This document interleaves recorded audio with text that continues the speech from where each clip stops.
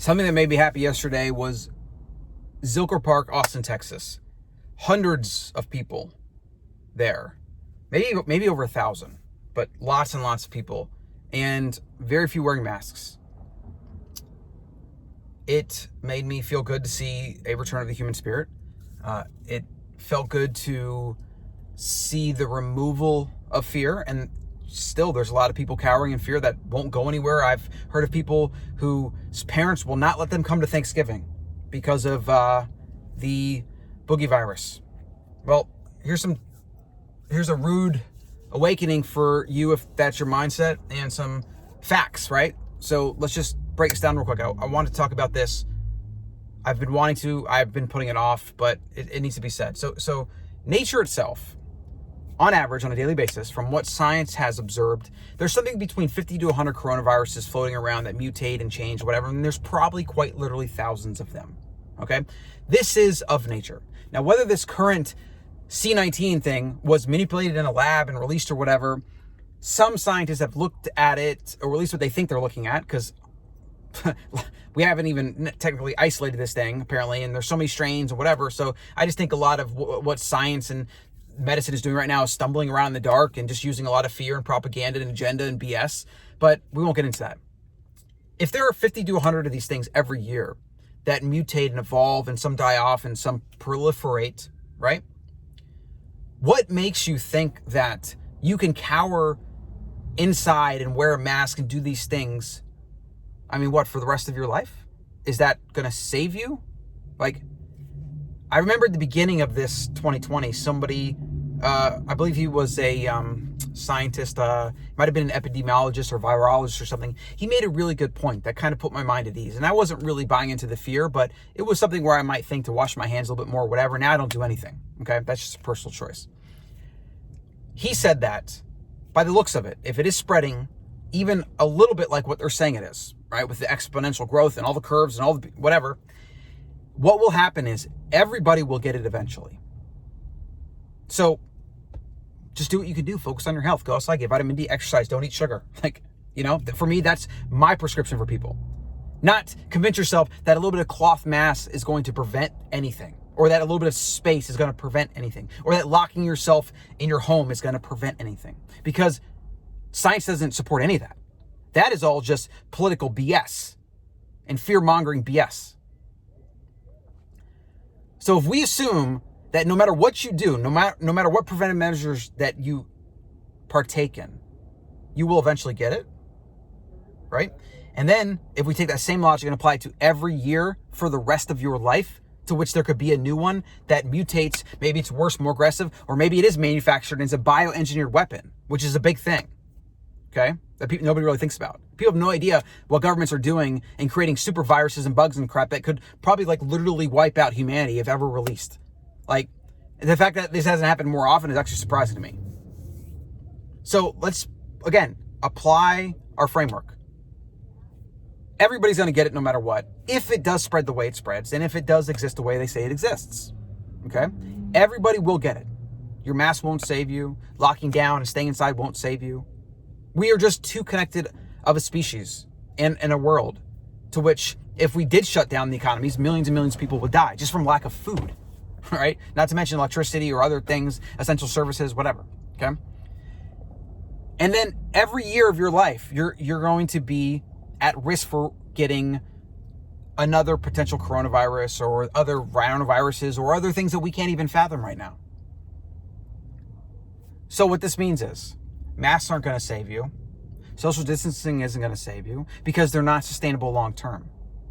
And even if, which the science doesn't support, even if you were able to, let's say, prevent getting the C19 now, what about the C20, the C21, the C50, the C99?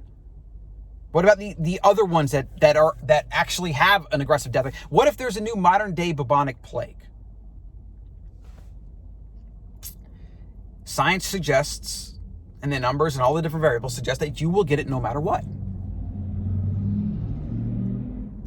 So your only option is to be as healthy as you can. Get as much sunlight as you can, exercise as you can, eat as much real food as you can. Stop being afraid. Stop buying into the fear. because that actually weakens your immune system. Stress and constant anxiety kills people, and it ruins immune function. So yes, when I see lots of people wearing masks, I see people sidestepping on the street because they're afraid or whatever. I see people giving me looks as if I'm a carrier of some deadly plague or I'm a leper. It makes me sad in many ways, but it makes me frustrated, and I've come to accept it more because I see so much. But it frustrates me because it doesn't do anything helpful. All these preventive measures that people think they can just take into they think they can take control and protect themselves. It's an illusion. The illusion of safety, to remove the fear of something they can't see, touch, or feel. I mean, you could say you could feel it if it exists, or if you could get it. It is all an illusion. Yet, on the flip side, things that you can do to make yourself healthier and to make immune function more robust, people aren't doing. They're actually doing less of that. They're staying inside. They're getting addicted to their phones, which is causing higher rates of depression and suicide. They're not exercising. They're not going to the gyms, because the gyms apparently isn't essential. So they're getting shut down left and right. They're not eating real food because their diet sucked before the lockdown. Now they're home all day. They got nothing else to do. They're eating junk food, eating out of packages, whatever. We have an example of the dangers of human bias, the dangers of government, the dangers of agenda, the dangers of doing things for the optics of them, which is what every government official in the history, and that's what they all do. That's what they do, right? We have these attempts to save lives, as people say, that literally don't save lives and probably result in net more death, which a lot of research is starting to come out showing that lockdowns actually end up killing more people through suicide, through lack of the other health issues, through people not getting surgery for life-threatening things because of all the restrictions and whatever. Like, humans, like nature itself, this is the final thing I'll end this video on. Nature cannot be controlled by humans. Anytime humans try to intervene in nature to serve some end, we always have unintended consequences, and usually we don't even solve the thing we're trying to solve, right? This is the problem with government. This is the problem with centralization. Like, these problems are just rampant, and it's a result of faulty human thinking, hubris, ego, and really us being in 2020 thinking we know everything. Yet doctors and scientists of the 1901 probably thought they knew everything.